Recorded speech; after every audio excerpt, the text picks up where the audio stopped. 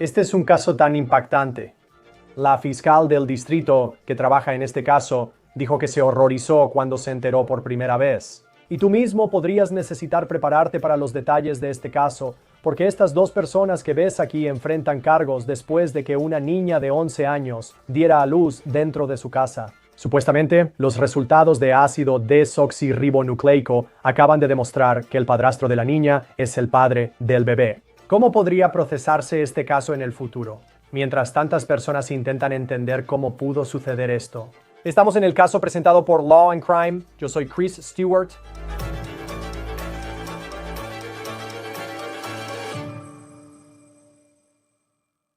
No hay palabras que puedan expresar lo triste que es esta historia que estamos siguiendo desde Oklahoma. Sin duda es impactante y no es fácil de escuchar, les advierto eso. Tampoco es fácil de hablar. Esta historia salió a la luz por primera vez el 16 de agosto dentro de esta casa en Muskogee, Oklahoma, que está a aproximadamente 1 hora en auto de Tulsa. Según KWTO Bower, que habló con el fiscal del distrito encargado de este caso, una niña de 11 años dio a luz a un bebé a término completo en esta casa ese día. Ahora, aquí están las fotos policiales de la mamá y el padrastro de la niña. Sus nombres son Dustin y Sherry Walker. El fiscal le dijo a la estación de televisión. Al principio, estos dos dijeron que también estaban sorprendidos por lo que pasó, porque afirmaron que no tenían idea de que esta niña de 11 años estaba embarazada. El fiscal del distrito refutó eso, diciendo que la niña de 11 años era, cito, pequeña. Así que sería bastante obvio si una niña tan pequeña estuviera embarazada durante 9 meses completos antes del nacimiento de este bebé, que según dicen ocurrió el 16 de agosto de este año. Encontramos viejas páginas de Facebook de la pareja. Dustin tiene 34 años y Sherry 33. Muchas fotos los muestran cargando niños pequeños. Un vecino de la pareja le dijo a KJRHTV que 6 niños en total, incluyendo a esa niña de 11 años, vivían en esta casa junto con varios perros y gatos. Dicen que esta era una situación muy perturbadora que se desarrollaba en esta casa incluso antes de que esta niña diera a luz a un bebé. El vecino dijo que esta pareja no tenía agua corriente en su casa desde hace 2, tal vez 3 años. Al principio, los Walkers fueron acusados de 6 cargos de negligencia y parece que es un cargo de negligencia por cada niño que vivía en esta casa. Pero luego hubo un gran desarrollo esta semana, además de lo que ya era una gran noticia. La prueba de paternidad salió para el bebé al que dio a luz la niña de 11 años. Y el fiscal del distrito le dijo a KWTO que los resultados muestran que el padrastro de la niña, Dustin Walker, es el padre de ese bebé. Ahora enfrenta un cargo de abuso sexual de un menor de 12 años. Sherry también enfrenta un cargo adicional por permitir el abuso sexual. No parece que Sherry tenga antecedentes penales. Encontramos 2 casos en los registros judiciales de Oklahoma que involucran a Dustin Walker. Uno de ellos es de 2020. Fue acusado de disparar un arma dentro de su casa. Ese caso parece haber terminado en lo que parece ser una multa de algún tipo, y los registros muestran que el caso fue enviado a cobranza cuando no se pagó el dinero. En 2023, Dustin también fue acusado, esta vez de agresión y violencia doméstica en presencia de un menor. Pero ese caso fue desestimado según los registros judiciales de Oklahoma que están disponibles en línea. Ambos Walkers ahora están detenidos con fianzas de $100,000 cada uno. El fiscal dijo a KWTO que ambos padres podrían pasar el resto de sus vidas en prisión si son hallados culpables, y estas acusaciones tan impactantes son ciertas. En cuanto a la joven que supuestamente dio a luz dentro de esta casa, una casa que ni siquiera tenía agua corriente según ese vecino, el fiscal dice que la joven está traumatizada, y con razón. Esa joven dio a luz en esa casa sin atención médica. Supuestamente fue Sherry, la mamá, quien asistió al parto del bebé, pero luego llamaron a los paramédicos, y así fue como se descubrió esta situación dentro de esa casa. Además, según el fiscal del distrito, la niña de 11 años llevaba más de 1 año sin ver a un médico. Tampoco estaba en la escuela. Así que no había manera de que personas fuera de esta casa pudieran saber que esto estaba ocurriendo, al menos que sepamos. Parece que la mantuvieron fuera del radar porque, si piensas en si la llevaron a un doctor o a una escuela, la gente ahí pudo haber intervenido y ayudado. En cambio, supuestamente la mantuvieron fuera de la vista. Únete a la conversación sobre esta historia con Marion Brazia, profesora de Derecho en la Universidad de Temple. Es un gusto tenerte siempre en Law and Crime. Es una historia muy difícil de la que estamos hablando aquí. Sé que solías trabajar en la oficina del fiscal del distrito. Has procesado casos muy difíciles, pero ¿qué tan común es algo como esto? Porque en cierto modo es muy impactante, pero también es increíblemente triste las acusaciones aquí. Desafortunadamente no tenemos idea de qué tan común es esto, porque crímenes como este no se reportan y se cometen en secreto, en la oscuridad y en la privacidad de los hogares de las personas. Y por eso realmente no sabemos qué tan frecuente es este problema en ciertas comunidades debido a la naturaleza tan íntima y secreta de cómo se perpetra este abuso. Y parece, al menos según lo que hemos aprendido y lo que se alega, que esta niña de 11 años no estaba en la escuela. No había visto a un médico en más de un año. Así que en muchos sentidos ella estaba fuera del radar y supuestamente estos padres la mantenían oculta. En cuanto a cómo podría desarrollarse este caso, ahora, según informes, tienen esta coincidencia de ácido desoxirribonucleico con el padrastro, lo que lo vincula como el padre biológico del niño al que dio a luz esta niña de 11 años, este bebé. ¿Qué sucede ahora en este juicio de aquí en adelante? Caso. Creo que gran parte de la evidencia en este caso será la ciencia y los registros médicos. Se reducirá a los registros vitales para establecer la edad de la denunciante. Cuando digo la denunciante, me refiero a la niña de 11 años que quedó embarazada y que dio a luz a un bebé vivo. Así que se tratará de establecer cuántos años tenía ella en la fecha de su parto y el hecho de que el bebé que dio a luz estaba a término completo. Así que haciendo las cuentas, trabajando hacia atrás para establecer cuántos años tenía ella cuando ese bebé fue concebido. Y luego establecimos una línea de tiempo para cuando la fecha más reciente en que pudo iniciar el abuso. Eso es lo que les da a ustedes, cuando digo ustedes, los fiscales, el mínimo legal, según la edad que tenía la víctima al momento del abuso. Ciertas categorías, ciertos apartados del cargo de agresión sexual dependen de la edad que tenía la víctima al momento del abuso. Así que hacer ese cálculo y establecer esa línea de tiempo será muy importante. Y luego, por supuesto, está la otra evidencia forense, la evidencia científica para establecer que el niño, que la niña de 11 años dio a luz, estaba de hecho biológicamente relacionado con su padrastro o el acusado señalado de este abuso en este caso. Así que eso será determinado por pruebas de paternidad y ácido desoxirribonucleico. Así que muchos de los elementos que la fiscalía tendrá que cumplir en este caso pueden ser cubiertos por registros, por informes, registros médicos y pruebas de ácido desoxirribonucleico. En muchos de los casos que involucran acusaciones de abuso sexual, veremos que las víctimas suben al estrado y tienen que testificar.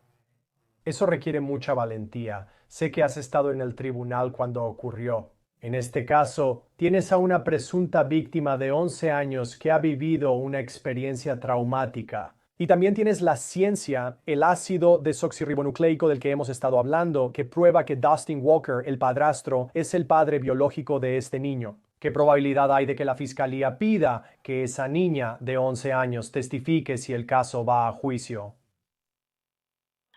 Bueno, según mi entendimiento de los elementos que se deben establecer, según mi conocimiento de la evidencia en Oklahoma, y siendo completamente honesta, no soy una abogada que ejerza en Oklahoma, pero según lo que entiendo, la fiscalía no necesitaría llamar a la víctima de 11 años a testificar.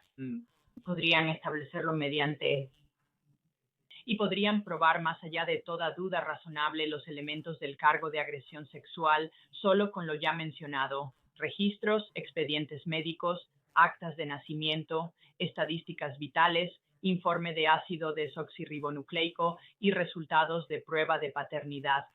No necesariamente requerirían el testimonio de la niña de 11 años, y espero que la Fiscalía también cuente con asistencia para víctimas y testigos y que tengan defensores para la niña de 11 años.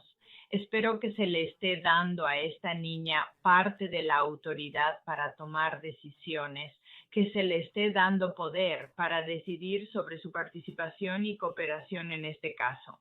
Porque hasta este momento, claro, son solo acusaciones, pero hasta ahora creo que le han robado mucha de su autonomía y capacidad de tomar decisiones.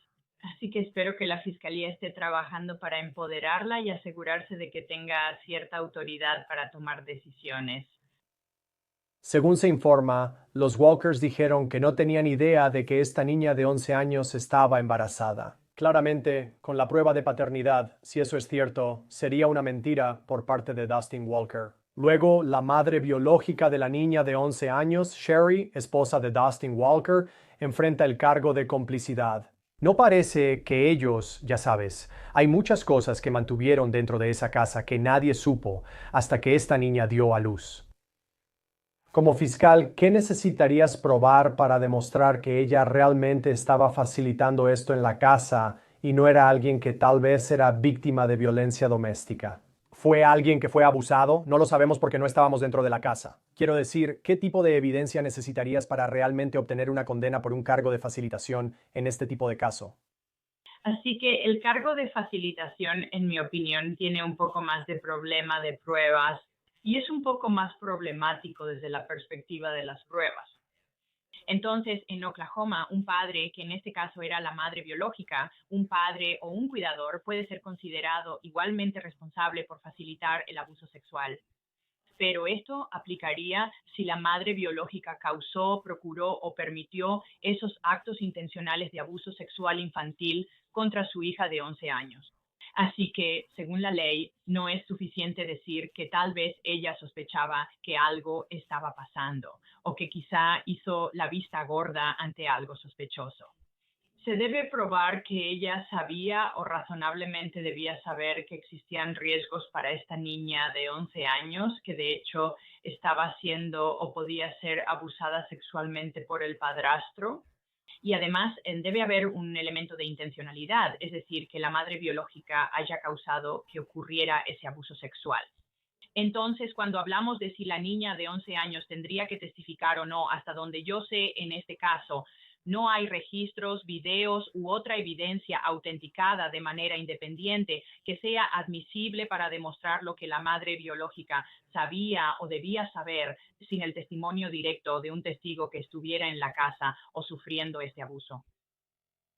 No lo sabemos. Deben ir a la corte el próximo mes y siguen detenidos con una fianza de $100,000. Pero en ese caso de complicidad, y lo único que sabemos a través de los informes de noticias, es que la pareja argumentó que no tenían idea, que no sabían que esta niña tan joven estaba embarazada a término y a punto de dar a luz, lo cual creo que cuando solo escuchas eso y el fiscal dijo, ya sabes que esta niña era, cito, pequeña, lo cual ya sabes, simplemente no. Creo que para mucha gente escuchan eso y piensan, eso simplemente no es cierto. Si eres fiscal y esa es realmente su defensa, quiero decir, ¿cómo atacas ese argumento y lo desmantelas si esto realmente llegara a juicio? Diría que esa afirmación de que no sabían que ella estaba embarazada respalda el cargo de negligencia, porque si la niña de 11 años era como la describió la fiscal, era menudita. Ella era, ya sabes, tengo una hija de 13 y otra de 11 años y puedo imaginarme sus cuerpos. Te das cuenta, notas los cambios en sus cuerpos porque están ocurriendo tan rápido, especialmente en esa etapa prepubescente. Y entonces creo que si acaso eso es una evidencia que respalda el cargo de negligencia porque demuestra que ella no estaba yendo a la escuela. Ningún maestro, consejero escolar, otro administrador escolar o trabajador social estaba notando un cambio en ella. No había servicios sociales que vinieran a la casa para observar cambios en ella. No había doctores ni pediatras que hicieran esto, que pudieran mostrar algún cambio en el peso, en la forma del cuerpo o el inicio de la pubertad. Así que esto solo demuestra que durante todo este tiempo, y si la niña nació a término durante casi 40 semanas, no hubo ningún tipo de cuidado ni ningún otro adulto prestando atención a los cambios en el cuerpo de esta niña de 11 años ni en la vida de esta niña de 11 años. Si acaso, eso solo es más apoyo y más evidencia para el cargo de negligencia.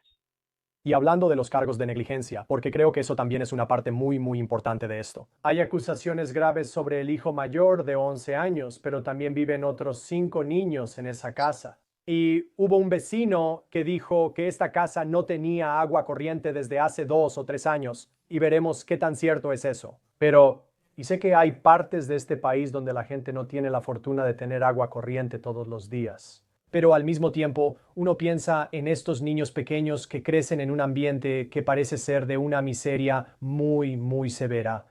¿Cuál es el estándar legal para considerar algo negligencia y no solo vivir en una realidad difícil, especialmente en zonas rurales, sin acceso a servicios como agua corriente? Así es, creo que la ley sí toma en cuenta las desigualdades socioeconómicas tan desafortunadas que existen en Oklahoma y en todas partes del país. Entonces, para establecer el cargo de negligencia criminal en Oklahoma, la negligencia tiene que ser intencional o maliciosa. Así que no se trata solo del resultado de padres o cuidadores con menos recursos o que no tienen acceso a ciertos apoyos o, me atrevería a decir, ciertos lujos, sino que la ley en Oklahoma sí abarca una amplia gama de situaciones donde una persona encargada de la salud, seguridad y bienestar de un niño, como un padre, tutor o incluso un padrastro, falla intencionalmente en proporcionar el cuidado adecuado. De nuevo, estamos restableciendo la intencionalidad.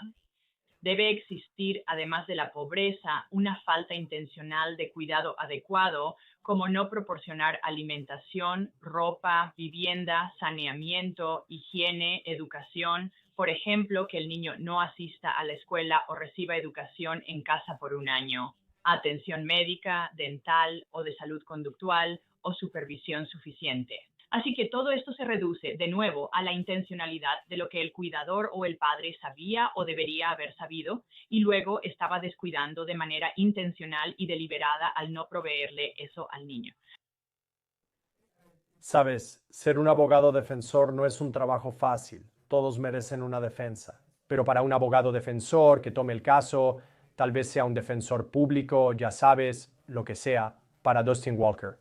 Y tienes esta prueba de ácido desoxirribonucleico que lo vincula con un niño nacido de una niña, lo cual es simplemente horrible de pensar. ¿Cuál sería su defensa si esto sigue? ¿Cómo manejas un caso así? Quiero decir, esto siquiera llegaría a juicio, supongo, con lo fuerte que parece la evidencia en su contra. Bueno, no puedo responder eso porque, por supuesto, todo acusado tiene un derecho absoluto, un derecho constitucional de enfrentar a sus acusadores y tiene un derecho absoluto de ir a juicio. Así que estoy segura de que la abogada defensora que tome este caso tendrá una conversación completa y sincera con el acusado sobre cuáles son sus diferentes opciones, qué posibles consecuencias, qué posibles resultados habría para cada una de esas decisiones. Así que yo diría que si el caso llegara a juicio en este momento con la ciencia que existe, la evidencia forense que existe y probablemente el argumento más fuerte o la defensa más efectiva sería cuestionar la ciencia, decir que hay ese margen muy pequeño de error en las pruebas de ácido desoxirribonucleico y en las pruebas de paternidad que deja abierta la posibilidad de que en realidad él no sea el padre. Sin duda podrían cuestionar la admisibilidad de los otros registros de los que hemos hablado, cosas como los registros de nacimiento o los registros médicos, por falta de autenticación por la base adecuada que se necesitaría para establecer que esos registros sean admisibles en la corte. Y entonces esto realmente se reduce no tanto a argumentos fácticos o emocionales sobre lo correcto de estas acciones o la conveniencia o incluso el error de la edad, porque esa defensa no existe en un caso con una niña tan pequeña, pero realmente se reduciría a argumentos más legales, casi administrativos, como la autenticidad de los registros y la veracidad o confiabilidad de la ciencia que se presentaría en forma de pruebas de ácido desoxirribonucleico.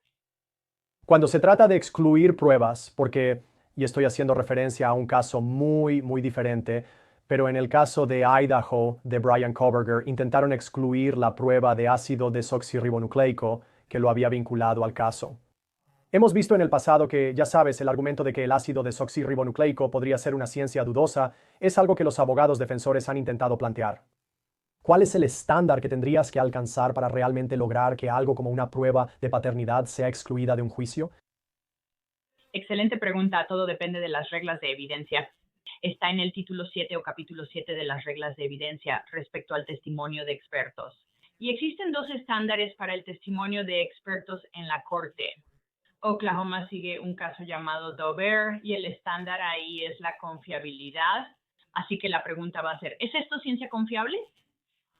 Es la opinión, cuando digo la opinión experta, me refiero a la persona que analizó los resultados de ácido desoxirribonucleico, que examinó la muestra de la niña de 11 años y la muestra del acusado, su padrastro, y las comparó, hizo los cálculos y realizó el análisis forense para determinar que había cierto porcentaje de probabilidad de que él fuera, de hecho, el padre.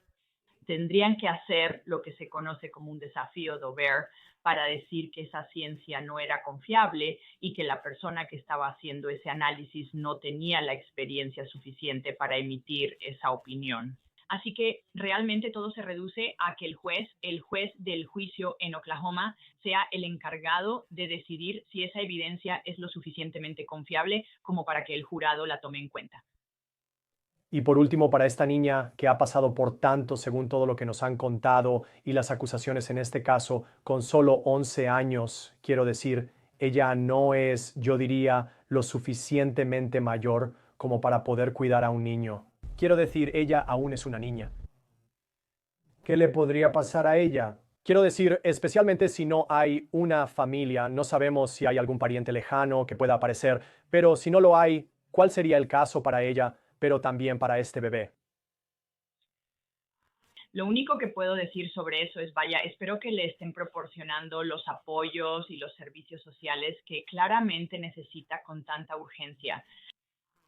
Ella necesita un ambiente seguro y de apoyo en el que pueda crecer, desarrollarse y tomar decisiones informadas, porque claramente esa no ha sido su experiencia, al menos durante el último año. Y necesita estar en un lugar donde ella pueda considerar claramente cómo sería su futuro si quisiera ser madre a los 11 años o qué otras opciones existen para ella en este momento. Yo pensaría que si no hay familia inmediata o apoyo familiar que esté dispuesto a recibirla a ella, a su hijo o a sus hermanos, esta sería una situación en la que el sistema de acogida de Oklahoma intervendría y, con suerte, se le podría proporcionar un lugar seguro y de apoyo para que pueda tomar una decisión sobre su futuro. Sí, es una historia muy difícil. Marion Bracha, profesor de Derecho en la Universidad de Temple, gracias por acompañarnos para hablar de esto. Gracias, Chris. Me da gusto verte. Los Walkers comparecerán en la corte el próximo mes. Esto fue todo en On the Case por Law and Crime. Suscríbete a nuestro canal en YouTube y Spotify. Soy Chris Stewart. Hasta la próxima.